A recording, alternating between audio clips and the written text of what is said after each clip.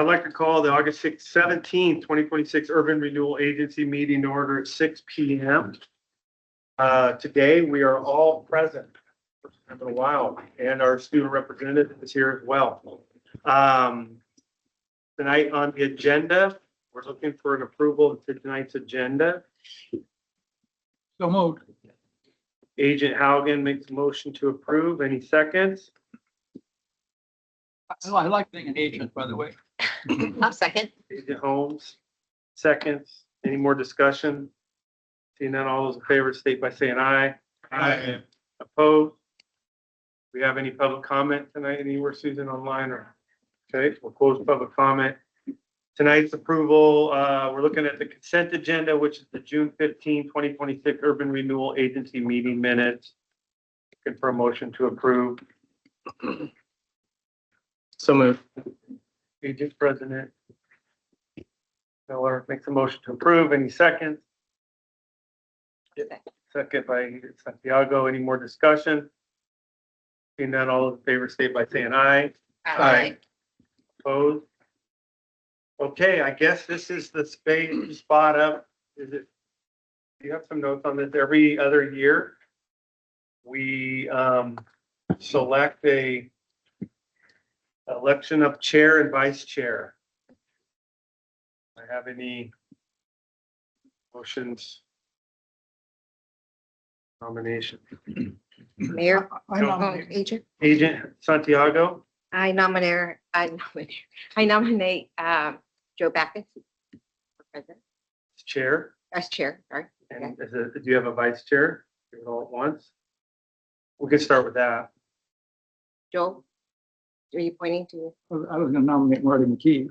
Oh, Does hi, anybody Marty. prefer, would like to be agent, vice chair, or do you think it as chair? Agent, Oh, I like the agent, but is the chair or vice chair? vice chair. Anybody else interested? Do you plan on ever being absent? You can't be absent. We probably have 4 meetings a year. I think we have a quarterly is the goal, and then maybe more as needed. I'm okay. I mean, I'm gonna be here for the meeting anyway. So do you want to amend your motion as me as chair and then vice chair? Both, Yeah. for both? Well, no, I mean, add them both, do them both at the same time. Okay, the vice chair, nominate someone else, right? I nominate Marty. Okay, we have a motion to accept Mr. Backus as chair and Marty McKee as vice chair. Any seconds? Second, Second by Agent Ryuta. First, any discussion? Seeing none, all those in favor state by saying aye. Aye. Opposed? Motion carried. Okay, reason we're here tonight, we got a work session. We're talking about urban renewal basics. We do have a few new agents, and it's always new to me since we don't cover enough. So we're joined today by consultant Elaine Howard to give us a kind of a urban renewal 101 and answer some quick questions. We've got about, like, say 45 minutes, and then we can ask some questions. This will probably be a precursor to a deeper, longer work session where we really dig in to the urban renewal and see if we're using it properly, if there's better ways and what we can do. But I think this is great to have you here today to give us a recap and answer any questions we have. So take it away. Thank you. Sean? You got to be close so it can record it online. Yeah, Is that okay? perfect. You. I'm Elaine Howard. I have worked with the Scappoose Urban Renewal Agency over the past few years since the inception of the agency. So I know quite a bit about what your plan holds. I was one of the co-authors of the plan, and I do your annual report every year. I have been doing urban renewal consulting for the past 22 years or so, and work all over the state of Oregon with many of the different localities. Hi. This presentation is for you and for any purpose that you have for it. I do not, like other cities, borrowing your presentation So instead of having me come in, they take the presentation. So I just put at the beginning that this is for you, and I appreciate working with you and hope that you will understand that. Thank you. So what is urban renewal? Urban renewal is authorized in Oregon under the statute provision ORS 457. That entire section of the statute covers how to adopt an urban renewal plan, how to create an agency, what has to be in a plan, what has to be in a report, and how to terminate an urban renewal area. Basically, in Oregon, urban renewal is used as an economic development tool. That wasn't what it was envisioned when ORS 457 was adopted. When ORS 457 was adopted, it was for the use by housing authorities in Oregon. And the first urban renewal agencies were the Portland Housing Authority and the Eugene Housing Authority. It has since transitioned into an economic development tool. It is unique in that it has its own financing attached to what's called a plan. So you have a plan that has goals and objectives, has projects in it that you may undertake, but it also comes with a financing plan. So a lot of times we adopt downtown plans or we adopt other visions, but there's no money to implement those. And urban renewal money has a funding source specifically tied to it to allow you to implement those projects that are within that plan. It functions on the increases in property taxes in that specific urban renewal area. We'll show a map of your area. We'll go through the basics of urban renewal first and then talk about your specific area afterwards. It's used all over Oregon, and the next slide shows a map showing the different urban renewal agencies across the state. That's a little hard to see here, and I don't know. There's no way to make that go. Oh, you all have the slide. Okay. Okay. So close to you, St. Helens has an urban renewal area too. It was adopted in about the same time frame, but most of the smaller cities across the state, especially down I-5, down the Coast Highway, out 84, have urban renewal areas. Next. Can I ask a question? Yes. Typically, how are the agencies structured for urban renewals? Is it common that it's Most also agencies, members of I'd council? say 90% are the city council itself. Okay. For those that aren't the city council itself, sometimes, for example, in Wood Village, they also have a planning commissioner on the agency with the city council. And I believe they have a business person. In Sandy, they have the fire chief on their agency. So there are a few cities that have some extra additions. I think, you know, the city of Portland has a whole separate entity, but most of the smaller cities, the urban renewal agency is the city council with a different hat. Thank you. Yep. One of the most confusing of things about urban renewal is that many people think it is a tax because it appears on your tax bill. So that helps cause that confusion. But urban renewal is not a new tax. It is a division of taxes that are already paid. So on your property tax bill, if you live in the city limits of Scappoose, urban renewal will be a line item on that tax bill. But if urban renewal went away tomorrow, your taxes would not go down. That money gets redistributed to the other taxing districts that are foregoing that money because it's now going to urban renewal. And we'll cover that a little bit more on future slides here. Next, please. So the way urban renewal works is based on that growth on property tax revenues. So when we all pay our property taxes in November, that property tax revenue goes to the county treasurer. The county treasurer distributes that to regular taxing jurisdictions, the city, the county, the state school fund. Next, please. In Oregon, there are really only two reasons why property taxes go up. We are allowed a 3% increase in property taxes annually. If nothing happens to your home and we're not in a recession, your property tax bill will go up by 3% every year. If we're in a recession, the assessor may reassess your property, and your taxes may go down. But I have seen that happen very little in Oregon. Usually your values will go up. When you get your property tax bill, there's a real market value and an assessed value. It's the assessed value on which you pay your taxes, and that is the one that's limited to those 3% increases. The real market value can go up and it can go down, but your taxes aren't based on that. They're based only on the assessed value. The other thing that can make taxes go up is if you do substantial improvements to your property. Generally, that's any improvement that's over $25,000. So if you do a full kitchen remodel or add on an addition or something like that, the assessor will normally reassess your property and your property taxes will increase. Next, please. When you form an urban renewal area in a city, the property tax stream just for that urban renewal area is treated differently. So I show that in the visual as the blue.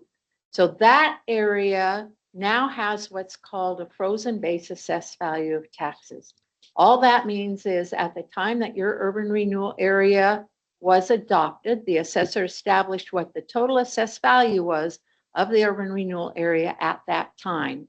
Next slide. Any increase in assessed value over time in that area comprises what's called the increment, and the taxes off of that increment go to the urban renewal agency. So the property taxes before an area is established continue going to all of the different taxing districts. It's just the taxes off the increased assessed value that go to the urban renewal agency, and it's only for those properties within the urban renewal boundary. Any questions on that? That's good. Next slide. This just shows the concept in a little different form because it shows the power of urban renewal. I work with Tiberius Solutions on most of my projects. They do all of our financial analysis, and they put this slide together for me. The blue bar across the bottom indicates the frozen base assessed value of an urban renewal area. The orange little hash mark is what would be that 3% increase over that frozen base. So that's the amount that happens every year. And that's what the taxing districts give up to the urban renewal agency. And the brighter orange shows the trajectory of what happens if you invest in your urban renewal area and you have new development. That new development adds new assessed value. So at the termination of an urban renewal area, you can see by the vertical line, at the termination of the area, all of the taxing districts will receive more taxes because you've been able to increase the assessed value within the urban renewal area, thereby having increased taxes for everybody to enjoy. That orange line doesn't always go up like that. It goes up as new development occurs. So sometimes it can go up like this and then hold a little bit and then go up like that and hold a little bit. This just shows an average.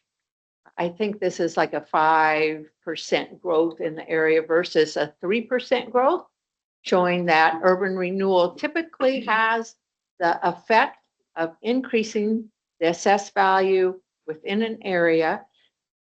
Off of that increased growth, you'll get taxes to be able to keep reinvesting within your area to help improve it, to further increase the area. Elaine, what's a typical cause for communities to terminate a URA? If all of your projects are finished and People, they actually finish projects? right? Some of them really do projects. If you've reached your maximum indebtedness, so Okay. you've spent all of your money. I'm trying to think if I've ever, in Boardman, they have 3 urban renewal areas. They just terminated one urban renewal area, and it was because it has not been successful. And they created a new area. So they decided to release the property that was in the urban renewal area that hasn't been successful, so that the property, the other taxing jurisdictions did not feel like they were being overburdened with urban renewal. So they went ahead and closed that area just a month ago or so. So as long as you don't exceed the 20% bar, Correct, you can create multiple URAs. that's correct. Good River had like 3 and they're opening up a new one, but they had to wait till one closed Yeah. because of percentages and dollars and all that, but using them. In fact, we took some acreage in Hood River out of one so that we could put it in the new one, because we were staying within that limitation of acreage. So I've worked with many agencies where they have, there are some cities who really use urban renewal very well. So The can river you, is one of- so can you take out an existing portion of a URA and swap it out for a new one? You could. Okay. What would happen is that there are negatives to that. When you take it out of the existing one, you lose that revenue, that whatever 3% gain you've had on that property over time. And when it goes into the new one, it goes in at that higher value, whatever that value is. But if that's the only way you can get the amount of acreage that you need to be able to properly implement the new one, it's worth doing that. Yeah, short-term loss, long-term gain. right. Yeah. Okay, Right. thank you. Any questions on this graph? It just shows the power of urban renewal and the ability to help really all of the other taxing districts, including the city itself, by investing within that area and getting increased property taxes within that area. Next slide. I presented at the Oregon League of Cities one year, and a gentleman came up to me afterwards, a city councilor, and asked, well, why don't we just take our money, our own city tax dollars from a specific area and use that for urban renewal? Why do we have to impact all the other taxing jurisdictions? Number one, there's nothing set up to allow you to do that. But number two is, the reason urban renewal is so effective is you are able to leverage the city's tax rate by all of the other taxing districts' tax rate. So instead of getting 25 cents on a dollar, a tax dollar, you're able to get that full tax dollar by using the other 75 cents that the other taxing districts would have been putting into or getting from those taxes. Next slide.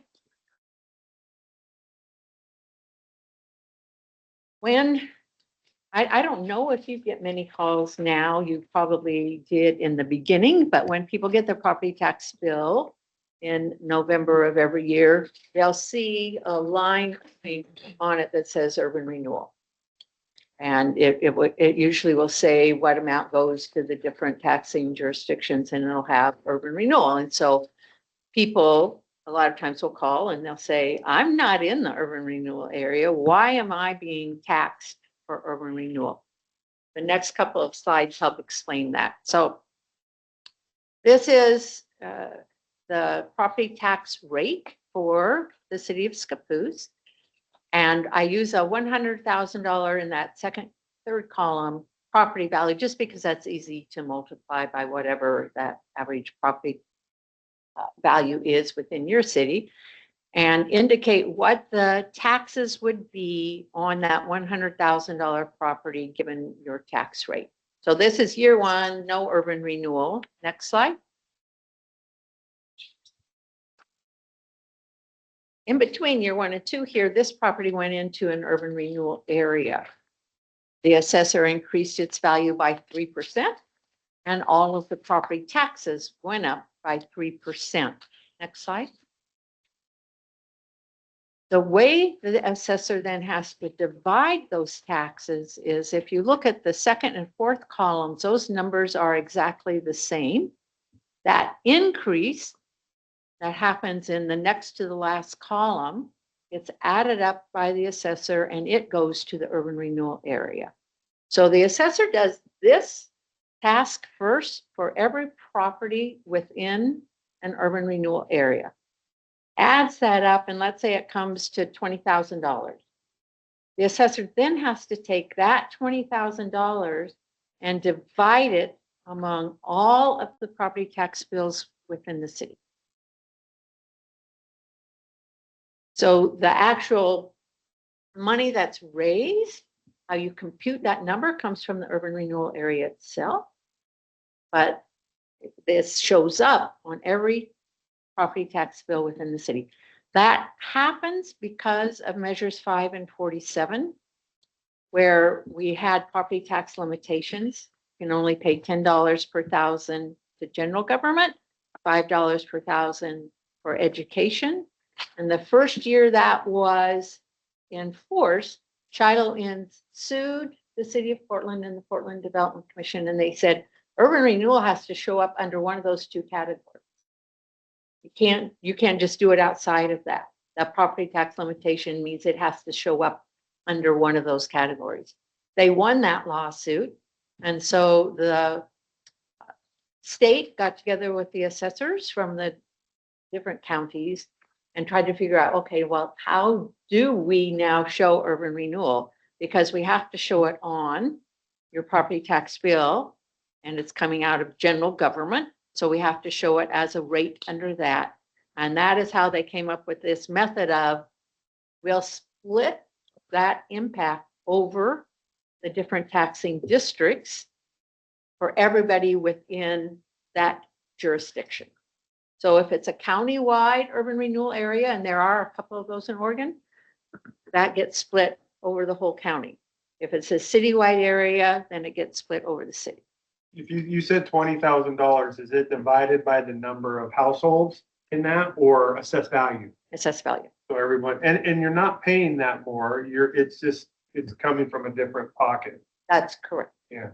That's correct. So if you look at columns 3 and 4, if the urban renewal area there gets terminated, you're still going to pay that 1,200, and I can't read it from here, 220. 12.20. But it will be divided back to those different taxing districts instead of to the urban renewal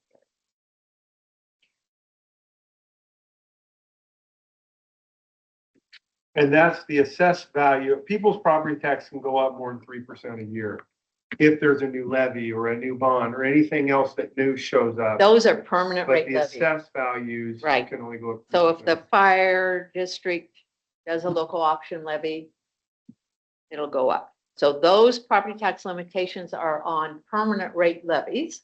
And this chart just shows your permanent rate levies. So unfortunately, I live in Multnomah County. My overall tax bill is about 21 or 22 per thousand because of all of those levies. Next slide. So why do cities choose to use urban renewal? They choose to use it because they have projects that they want to do or need to do, and they don't have a funding source for those projects. So they look for where can we find a funding source to do these projects to improve our cities? And urban renewal really is the only funding source. There used to be big federal grant programs, community development block grant programs to help improve communities. We don't have those anymore. So generally, a city's general fund will not have excess money that you can go out and give for storefront grants. They'll not have excess money that you can improve different sidewalks if you need to, or excess money to pay for increasing water lines unless there's specific funding with any of your utility programs. Urban renewal provides you funding to be able to do any of those projects authorized in your plan and gives you authority to do projects authorized in ORS 457. Funding from urban renewal, if you, there are some cities. Can we go Yes. back to the authorized list in your urban renewal district? So what are the limitations on what's authorized? It's mostly, I call it bricks and mortar. It's usually infrastructure, construction, building something. So I mean, that can be a lot of things. It's usually a permanent type of fixture. For example, a lot of cities put up lights with flags on them in their downtown, historic lights or beautiful lights or whatever. Because those flags are a permanent fixture, they may get changed out. That's something you could pay for with urban renewal. The lights you can pay for with urban renewal, the sidewalks. So it's usually thought of as bricks and mortar. So the reason I asked that question, because I got into a discussion with a counselor from another community about the use of urban renewal funds. And his contention was that they use, in this community, they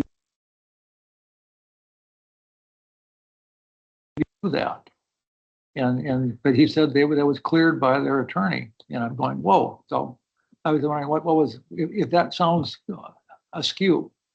I don't know what today is and I don't want to know. If they asked me, and I'm not an attorney, Yeah. I would say, get yourself a legal opinion that tells you that's okay, because I don't see that as something that could be funded with urban renewal. Whenever somebody asks me, I'm not the judge, right? I'll tell them that there is a best practices manual. I helped write that manual. There's a new iteration of that coming out in a couple of weeks.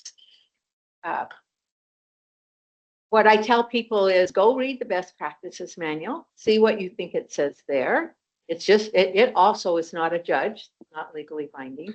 And I say, if you're trying to do something that's not explicitly there, then get a legal opinion, because you all can be held responsible for spending money incorrectly. Yeah. So if you have any qualms about what that is or how you're spending it, you can say, that's a great idea, but I want a legal opinion that tells me this is an okay expenditure. Well, I'm going to look this fellow up again. Yeah. A moment ago, you said you were authorized to do whatever was in your plan or whatever Laura is authorized you to do. So can you not make a wild plan? You could make a plan that includes a newsletter, but ORS 457 specifically says what kinds of things you can do with urban renewal.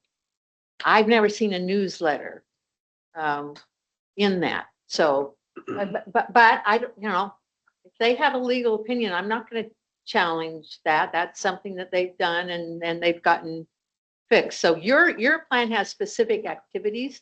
When I said ORS 457, what I was alluding to is a lot of times in years, at some incremental years, agencies will look at their project list and say, there are some things here that are irrelevant now because we've been able to pay for those with other sources of money.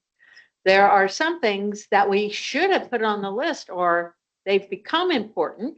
And so you can amend your plan and add new projects, but you can only add those types of activities that are specifically authorized in the statute. So then I've got a question for Ben. When would be the appropriate time that we look at our list to update it?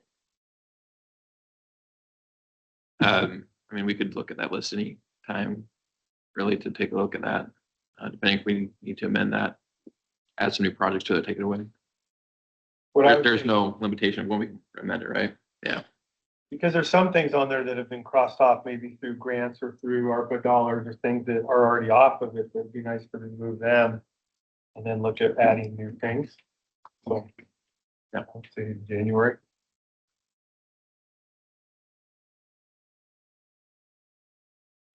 Okay, just before that, I was going to finish the final point on this slide, which is some urban renewal agencies decide to do funding for development projects within their area. So maybe it's a mixed use project that they have been trying to get a site to develop or trying to get that kind of use within their city, and the numbers just don't work.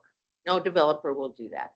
So the agency says, okay, we'll do gap funding for this. We'll either buy the property and lease the property. We'll buy the property and write down the property. We'll give a low interest loan for a portion of the development. We'll do something to make the development actually pencil out so it gets built. So that's a kind of project that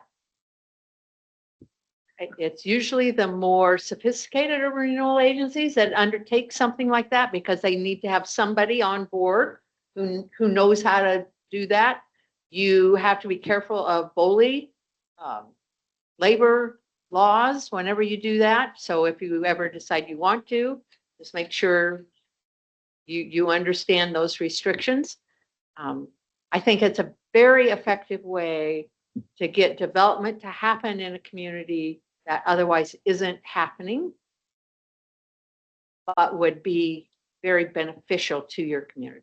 So what happens if City A buys an investment property within their URA and then sells it for a profit? What happens to the profit? That profit's called program income. Okay. It goes back to your urban renewal agency. Okay.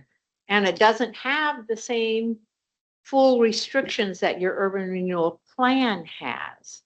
So it's a little more flexible in terms of how you use it. So during COVID, many agencies were calling me people and saying, we want to help out our businesses. We want to do this or this or this. And I'd say, I don't think you can do that with your straight TIF dollars. But if you have program income, I think you can do that with program income. So it's more flexible in how you might use it. Doesn't have the same statutory requirement. And it doesn't have to all be one or the other. I mean, like we have a lot of our money right now tied up in infrastructure in wastewater. That could be part of it. And then part of it could be economic development, Yes. To invest, to bring in more dollars through economics. And another part of it could be civics. I mean, there could be multiple uses Yes. within the plan, as long as it's in your plan. Yes. Next slide. So blight is a precondition of any urban renewal area. We won't focus on this too much because you're not adopting a new plan, but when you did adopt your plan, the report on your plan did have to talk about blight, and that blight did exist within the urban renewal area for you to be able to legally adopt an urban renewal plan. Typically, blight is underdevelopment of property, poor condition of buildings, or infrastructure needs. And almost every small city will have all three of those items. Next slide. So an urban renewal area functions off that income source. That income source is property taxes off increased value within an urban renewal area. It has expenses. You'll do a budget every year for an urban renewal area. And it has a spending limit. So this is something different from your city funds. And that spending limit is called maximum indebtedness. That maximum indebtedness is specifically noted within your urban renewal plan, what the amount is. And that's the amount of authority you have to spend on projects, programs, and administration of the urban renewal area over the lifetime of the area. Your area does not have a duration. So it doesn't say, up in 30 years, we're stopping this urban renewal area. It has a spending limit. So if you are able to use your maximum indebtedness faster, that would be because you have increased growth. You have about double what we projected on your initial financials because an enterprise zone property came on the tax rolls that faster than it was expected to come on, or, yeah, so. Yeah. So you might reach your maximum indebtedness earlier, but yours went up, but then it went down because it went away, right? That business. They took half, they took the sheet half. Right. So. So ours is 37 million, so over a couple of years, we borrow 37 million and is it end when you pay it back? Or so it doesn't end as soon as you take it out, you gotta use the No. money to pay it back. You, because if, once you borrow it, you have interest payments and you are able to keep taking that tax increment until you've paid off that debt. And you can't dissolve the urban renewal district until it's paid off. Right. Next slide. I think we're going to skip through these because we already talked about them on the little chart showing the property tax rate. And I want to give you a little more time to ask questions. It So looks good if a new business comes in and builds, but if there is tax enterprise zone, they don't start, those taxes could be zero for a while. if they're, if they Take advantage of. the get enterprise zone protection, yeah.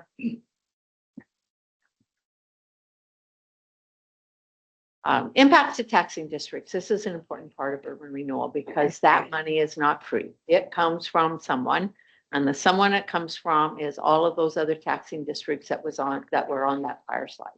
So the city itself, if you didn't have urban renewal, the funds that you allocate to the area, and those are always identified in your annual report. So when you look at your annual report, it says how much money every taxing district allocated to your urban renewal area every year. The benefit of having the urban renewal area is, even though they don't get that money annually, you as an agency are able to invest that money to improve that area, to improve your city, to improve the look of your community so that you get more investment and more people who want to start businesses here or improve their buildings that you wouldn't have had if you weren't able to make that investment to urban renewal.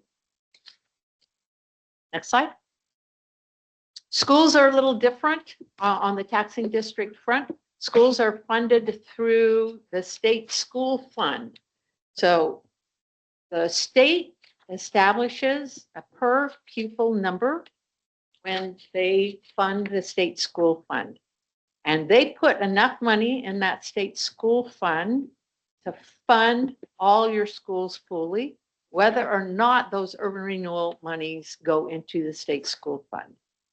So the Portland Development Commission, or they're now Prosper Portland, the money from them doesn't go to the state school fund, the money from you doesn't, the money from St. Helens doesn't, but the state is able to capture other funds to put into that state school fund to fully fund it.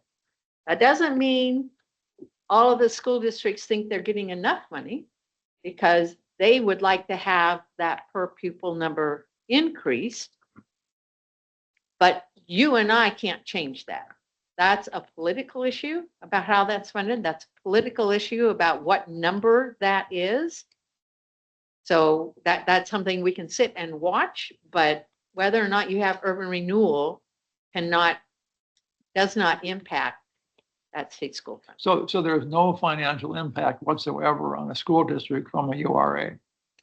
I would not say it quite so explicitly because they might feel there's a really minor impact. But the overall philosophy is that they should not be impacted. Thanks. Next slide, please.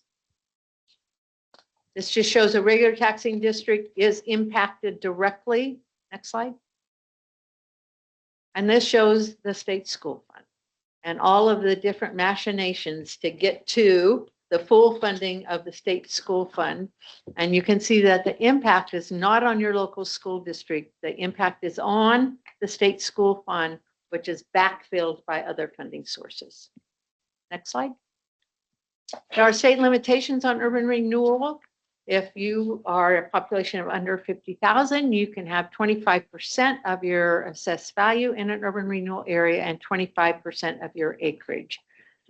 Once you have an existing plan, it may not be increased by more than 20% of its original acreage, regardless of whether you take acreage out. You may not add more than 20% of whatever that original acreage was. And that maximum indebtedness may only be increased if taxing districts representing 75% of the permanent rate levy. Wait, let me go back one second. May not be increased more than 20% if unless taxing districts representing 75% of the permanent rate levy agree. So you aren't considering that now, you don't need to. The reality is at some point in the future, if you wanted to, the city council itself, not the agency, the city council could increase the maximum indebtedness by 20% of the original maximum indebtedness without taxing district approval. Anything above that amount, you need taxing district. Do we know, does St. Helens have any urban renewal district? So do we overlap with like any of their taxing districts? Like, so where we have, if we were to consider The their county. county, obviously. Most So of any of the county-wide districts, there's usually the 4-H, the college, PCC. the education, but those are covered through the state school funds. So I think the fire districts are two separate districts. Library and fire, probably all our school district side. Next slide. I'm going to move forward just so we can look at so we're going to skip this. Skip this. This is your urban renewal area. I did notice the mid school is in it, but the high school isn't. So if the mid school ever did become a opportunity, it's already in there. Without having to make any changes. So this boundary is the boundary that was adopted a couple of years ago. Next slide, please. We added a couple of properties. My firm helped with that, just the logistical part of preparing the amendment. We did not do an entire new map. So one thing I would suggest that you do, and I could help facilitate that. I don't have GIS, or maybe just your GIS folks can do that, is get a current map that shows your entire urban renewal area. So right now it's these two areas put together. And it shows like properties, but so like Olive Keys Road, is that not part of it? It connects the two. It's just a sliver. It's like a 1 foot sliver. It's actually in jail. You just don't have a. It's updated in GIS and it's a 1 foot sliver that connects that to Keys Reservoir. And we did that to save acreage. We did that to save acreage. Instead of the whole road. Right. Next slide. Your maximum indebtedness is 37 million. Every year when I do your annual report, we update that maximum indebtedness use. That's one of the requirements of annual reports. So the remaining amount that you have is 35. This is as of last year. So we will work on this for next year's annual report and update it again. But as of last year, it was $35,574,489. And that's even though we spent 800,000 on the water reservoir and for whatever we spent. This year. That'll be in the Okay. current. So indebtedness doesn't mean the amount of the loan, it's the amount of money you spent on projects. If it's a great question. If you get a loan from a bank, it's the full amount of that loan that comes off when you take that loan. if you guarantee a loan for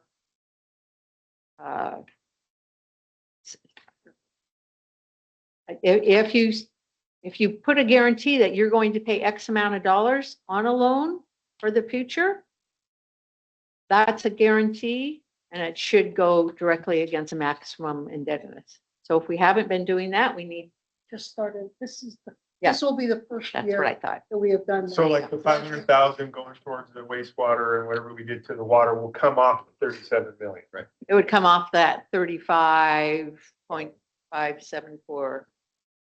So when we get the expenditures this year and we look at the obligations, so it's not just expenditures, it's the obligations, then that comes off of that maximum indebtedness.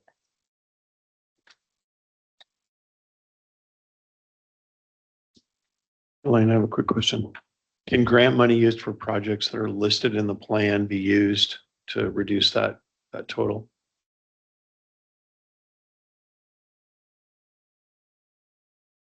Grant money from an outside source, Mhm. you wouldn't want it to reduce that total. Okay.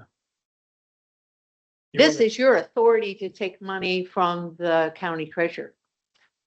You want to keep as much of that authority while doing your project. So you wouldn't want to reduce that authority by offsetting it with grant money.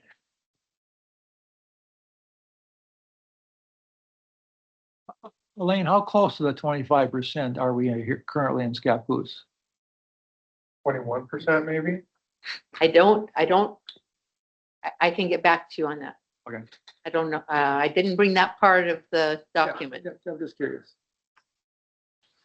And you can use that money to do like towards a matching grant. If you went out for $1 million grant, and you needed $200,000 of matching, you can use your urban renewal dollar. You could, and if you did that, you've obligated that $200,000. You've made a commitment, and so that has to come off your maximum indebtedness. Now, unfortunately, only if you get the grant, right? Unfortunately, I've had agencies make commitments to pay off loans or where then they've gotten other money to come in and pay that off. But if they made the commitment with their tax increment money, even though they didn't use it, it had to come off the maximum indebtedness. So you want to be really careful not to make commitments beyond what you really have to make, because once you've made a legally binding commitment of that fund, it has to be reduced from your maximum indebtedness.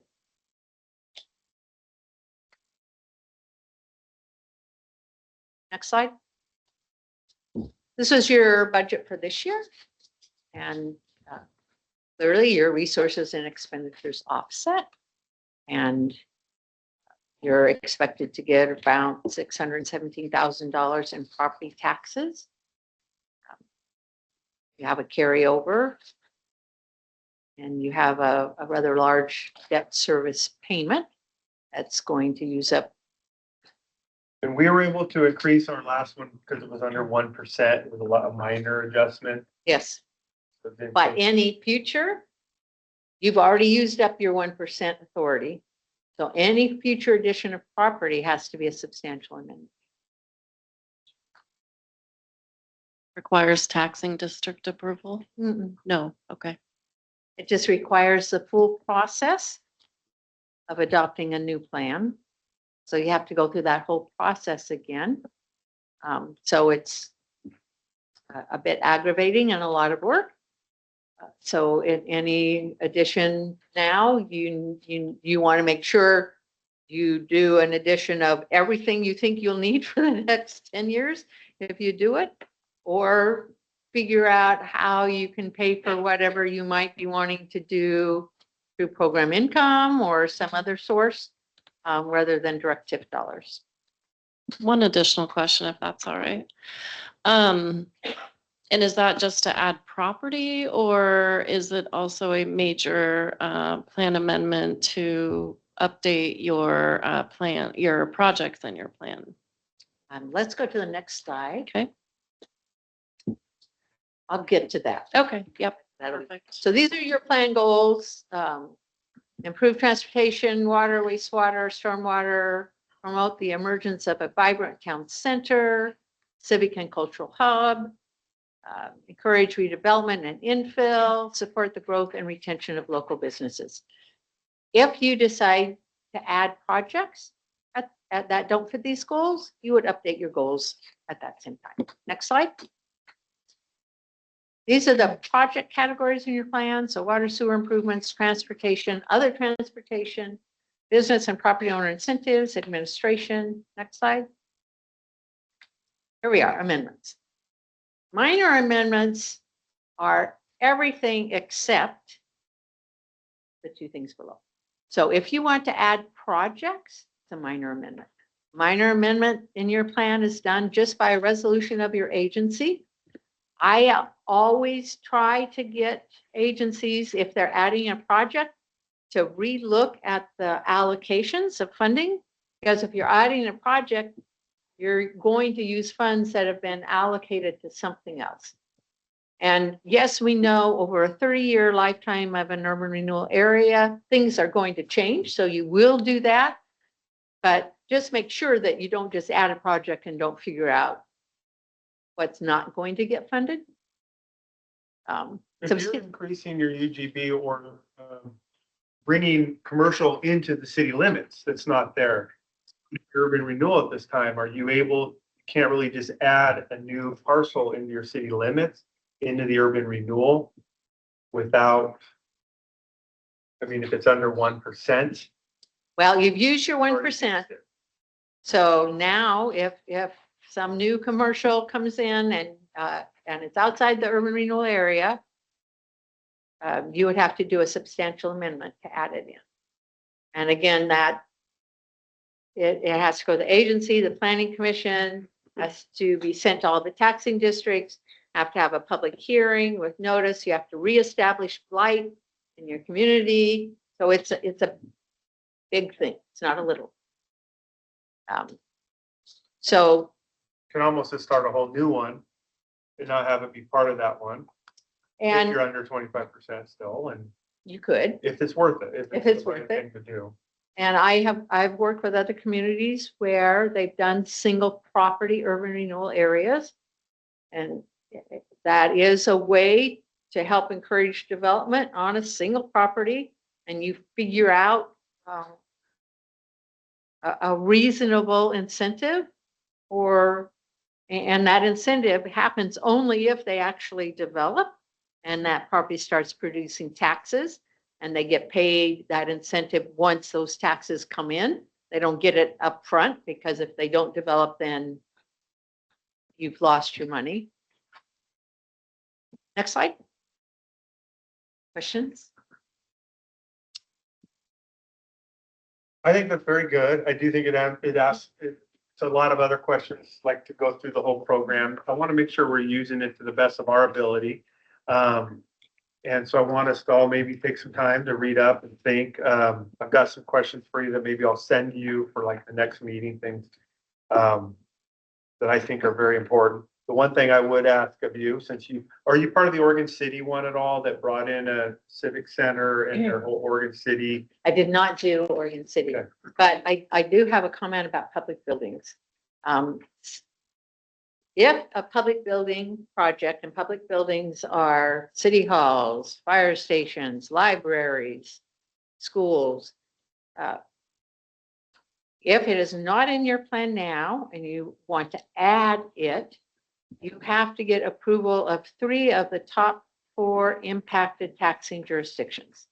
That's usually the city, the county, the fire district, and the school district. So you have to get 3 of those to say, yes, it's okay for you to do a public building project in your plan. That's because it's. Elena, any cases in Oregon where a community has used urban renewal funds to help a school district? Yes. Okay, can you give us an example? Yes, Astoria built a football field. Okay. Trying to think, there have been The other one ones. up at their new one, up at their. That was a bit ago that was a that they did that. hospital called- Um, Okay. So in Banks, we have talked about a joint school district urban renewal project to do a new theater. Um, That will happen down the line, right? But we did add that as a potential project in the plan just a few months ago. So yes, you can do that. If you decide to do anything like that, you need to look at the definition of public building project in ORS 457 and see if that is or isn't, and if it is, before you proceed, you want to make sure you have your other taxing districts approval. I would really look at our goals because ours are really wastewater, infrastructure, transportation. I really like the questions of if we invest $1, how can we bring in more? How can we bring in tax dollars to grow? So I would look at projects that if we invest a little, you're going to get businesses. The one question I'll ask you next time is if we gave you the authority to invest every dollar of our urban renewal district for the next 10 years with the goal of creating the greatest possible increase in our downtown tax base and quality of life, what would you do and in what order? That's your homework. That's my Everything homework. about it. You see that big 50-year plan there? I think somebody's spending a lot of energy figuring that out. Okay, any questions? Before we go? Appreciate it. Yeah, thank you. My pleasure. Thank you. Thank you. Work session adjourned.